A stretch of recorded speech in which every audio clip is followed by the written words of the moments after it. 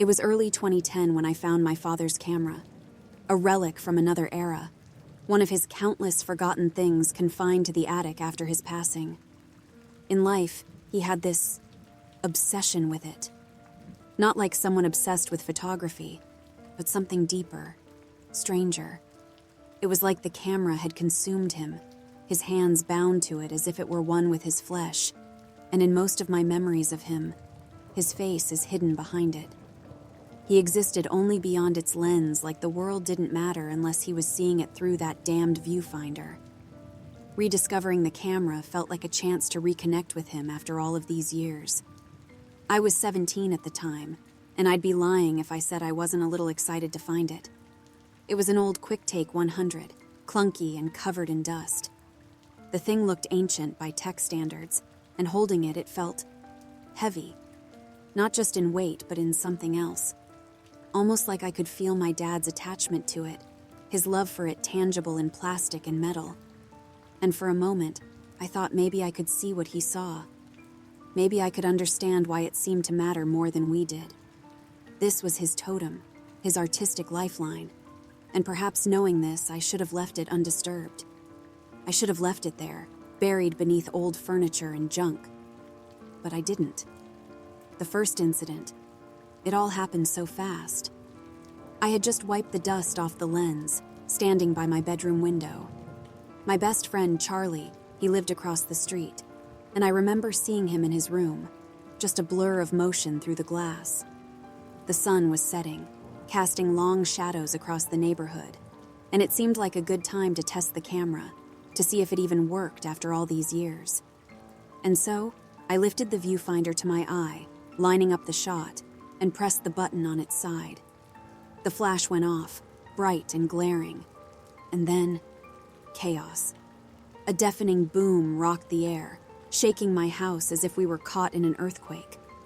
I stumbled back to my bed, hands covering my face as a burst of radiant life seared through my window. My heart raced as I tried to make sense of what had just happened. I smelled smoke. It assaulted my nostrils almost instantly, and the scent of burning wood. It was strong. So I pushed myself off my bed, staggering over to the window, and that's when I saw it. Charlie's house was gone. Where his house once stood was nothing but a hellish crater, flames licking up into the sky. The remains of his home were scattered in all directions, as if something had reached down from the heavens and ripped it apart. The noise, the smoke, the screams, they were everywhere. My mom rushed outside. I heard the door hit the wall as she tore it open, pulling my sister with her, both of them in hysterics. But I couldn't move. I just stood there, staring at the chaos, paralyzed by the shock of what I'd just witnessed. I remained frozen until the fire engines arrived, beginning their futile attempt to quell the inferno. But God, how it burned. It burned and it burned and it burned, the flames raging on into the night, glowing like a second sun in the darkness. Charlie and his family, incinerated in an instant, gone just like that, wiped off the face of the earth. They never stood a chance. A few weeks later, the official report blamed it on a gas leak, and I believed it at first. I had to. What else could explain something so sudden, so violent? But I was naive. I had no idea at the time. It was just a freak accident. I had just happened to capture it. A year or so later, I found the camera again. It was like it reappeared in my bedroom. Hidden in plain sight amongst the clutter, I rediscovered it whilst packing up for university. I was moving far from home, and I plugged it into the family computer, hoping to find some of my father's old photos. These cameras, apparently they can only hold about 8 photographs at a time, so I was curious to see if he'd left a few on there before his passing. But he hadn't. I discovered that quickly. The curious smile on my face fell into a frown. But there was one photo on there, a singular file in its memory. Just one horrifying photograph that made my heart stop. I opened it up, the image exploding onto my screen, and tears rolled over my cheeks.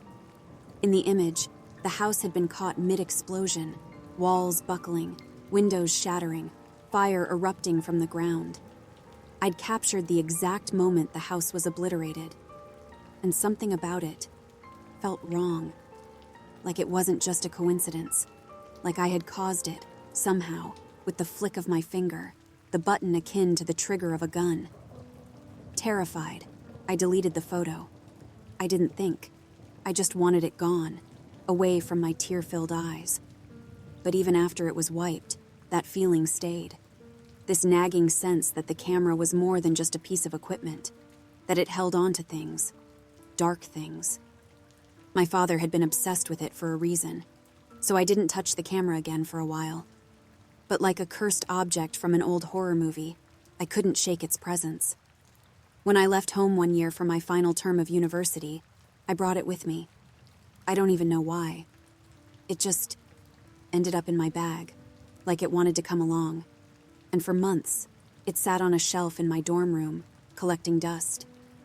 It stared at me from its spot, its lens like an unblinking eye.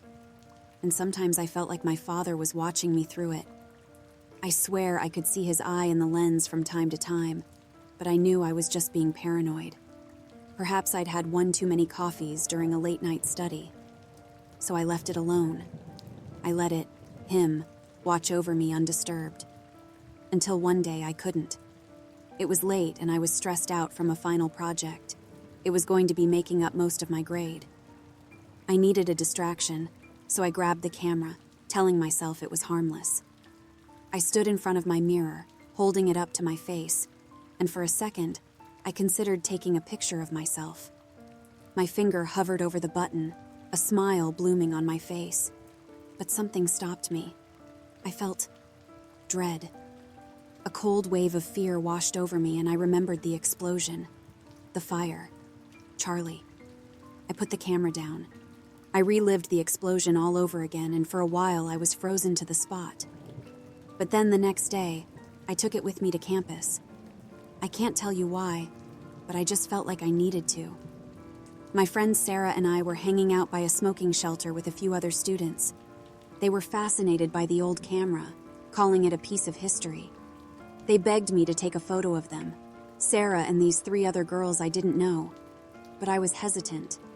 I was shaking at just the thought of it. Every instinct screamed at me to stop, but they kept urging me on. So I agreed to it, against my better judgment. I stood up, and they moved into place behind a row of bollards, posing and pouting. It was by no means a serious photograph. Lifting the viewfinder to my eye, I struggled to still the shot, my hands still shaking with anxiety. But I calmed myself, slowing my breathing. I thought I was simply scaring myself. What happened to Charlie? That was a freak accident. There was no way this camera had any part in its doing. And so I pressed the button. I pulled the trigger. And what happened next? It was all on me. The flash went off. The world transformed into white light and my eyes burned as if I had stared into the sun. But screaming followed. I heard bodies hitting metal, then the sound of flesh pounding the ground, bones breaking upon impact, the gargled sound of blood pooling in someone's throat, the continuous, monotonous beep of a car horn. It came out of nowhere, swerving wildly down the road. I'd heard it coming, but I never foresaw this happening. The driver, a drunk student, had lost control of the wheel.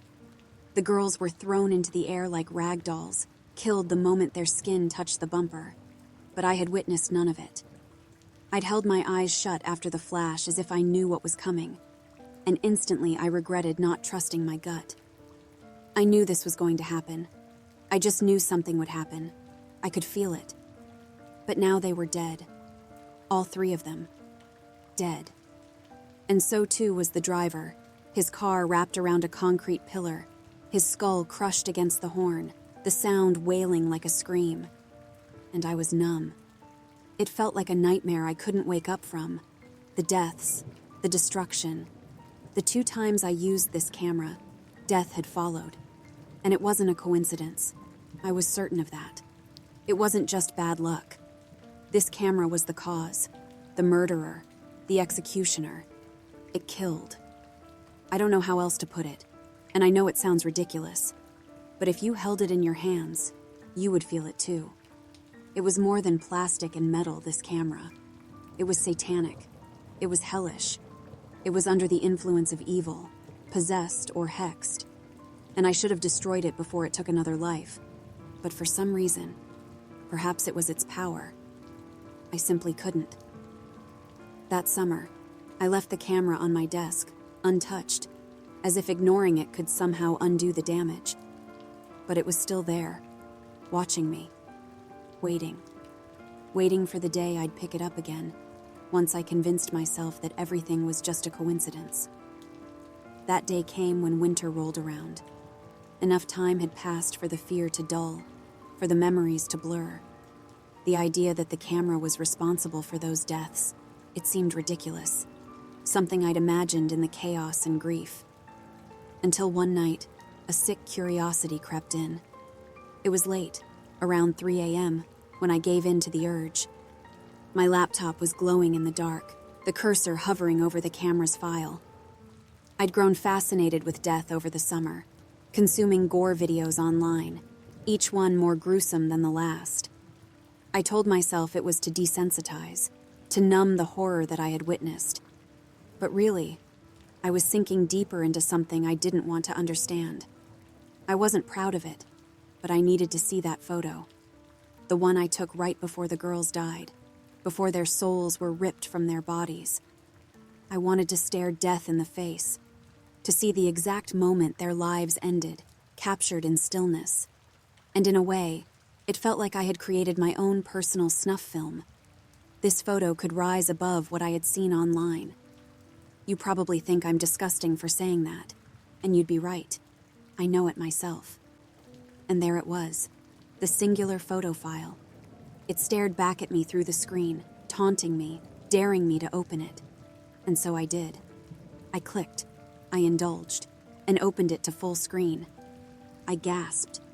The car mid-crash, the girls suspended in the air like broken marionettes. The first two were twisted grotesquely, limbs bent at impossible angles, skin tearing as they were ripped apart from the force. Their heads were snapped back, throats extended unnaturally, the moment of their deaths frozen forever. The third girl, she hadn't yet hit the car, but the bumper was inches from her, and in that split second, she'd turned her head. She was looking right at it, right at her death, and it was devastating. I could see the fear in her eyes. But what made my stomach twist was Sarah. She was perfectly fine, still standing, hands in her pockets, staring straight at the camera, at me. It was like nothing was happening around her. She wasn't part of the chaos, wasn't caught in the carnage. She was just there, smiling, ready for her picture. But her eyes, God, her eyes.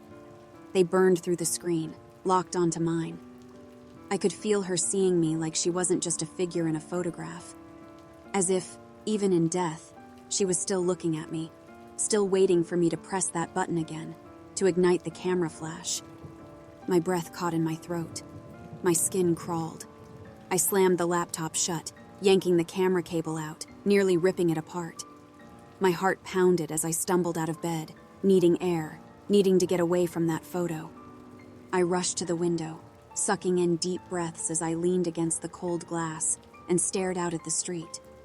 The house across the road was an empty lot now. It hadn't changed in years. It was a patch of blackened earth, the damage like a scar on the land's flesh. A remnant of the horror that had occurred. Just looking at it made my chest tighten, my nose tingling with the phantom smell of smoke. I couldn't escape the memory of that fire, the flames licking up into the sky, the heat against my skin. And in that moment, I made a decision. I had to get rid of the camera. Once might have been a freak accident. Twice could still be a coincidence. But 3 times. If something happened again, if another life was lost, there would be no more pretending. No more comforting myself with lies. If I took one more photo and someone else died, what would that mean? That the camera was truly cursed? That it held some evil, some power I couldn't understand? And what about my father? How did he fit into all of this? What had he seen through its lens? No, I couldn't think about that. I didn't want to. The camera had to go. It was better off gone. But I struggled to let it go. For days, the camera sat there, untouched, perched on the edge of my desk, waiting. Every time I went to throw it away, I hesitated. I couldn't explain the power it had over me. It felt like it was fighting for its survival. So it stayed there for weeks, teetering dangerously close to the edge, until one evening, after spiraling once again into another binge of gore videos, I finally built up the courage to let it go. That last video, another gruesome car crash, pushed me over the edge. It was too much. The blood, the twisted wreckage. It brought back the sound of the screams, the thud of bodies against the pavement, the horror of the police cordon that haunted me when I left campus early, unable to finish the term. I had to get rid of it before it took another life, and I had to do it now. But when I reached for the camera, it was gone. Panic gripped me. My chest tightened, my heart racing as I began to tear apart my room. The camera had to be here. It had to be. I couldn't risk it ending up in someone else's hands. I ripped through drawers, threw clothes on the floor, overturned my bed, but the camera had simply vanished. And I knew. Someone had taken it. I was a fool to leave it on my desk for the taking. I bolted down the stairs, my legs shaking beneath me, startling my mother as I burst into the living room. She looked up from her glass of wine, alarmed by the terror on my face. I stammered, demanding to know if she'd seen it. The camera, the one my father had cherished. Maybe she'd put it back in the attic where it belonged. But no, of course not. Her answer knocked the breath from me, my stomach lurching. "It's with your sister," she said, so casually, so innocently. She had no idea the weight of those words, no idea of the danger. I felt the blood drain from my face, bile rising in my throat as I begged her. Where was she? Where was my sister? Her next words were worse. "She's at Sienna's house, just down the road. They're having a party." My world collapsed. I gasped, my lungs squeezing tight as if all the air had been sucked out of the room. A cold finger of dread traced its way down my spine. I didn't think. I just ran. I tore through the front door with such force it slammed against the wall, my mother calling after me, but I couldn't stop. The night air was freezing, my breath visible in front of me as I sprinted down the street, each step heavier than the last. My lungs burned like fire, but I kept going, screaming her name into the darkness, a sense of dread building with every stride. That awful feeling, like every time before the deaths, it came back to me. The weight of impending doom settled in my gut. I could see the house now, just up ahead. My legs were shaking, cramping with pain, but I pushed through it, my heart thundering in my ears. I had to get there. I had to save her, save everyone from the damned camera. But I was too late. Just seconds too late, my feet barely scraping the lawn. The sound of shattering glass pierced the night. Then came the flames. They burst outwards, consuming the house in an instant, searing my skin as I was thrown backwards by the force of the explosion. My head hit the ground, the world spinning as I struggled to focus through blurry vision.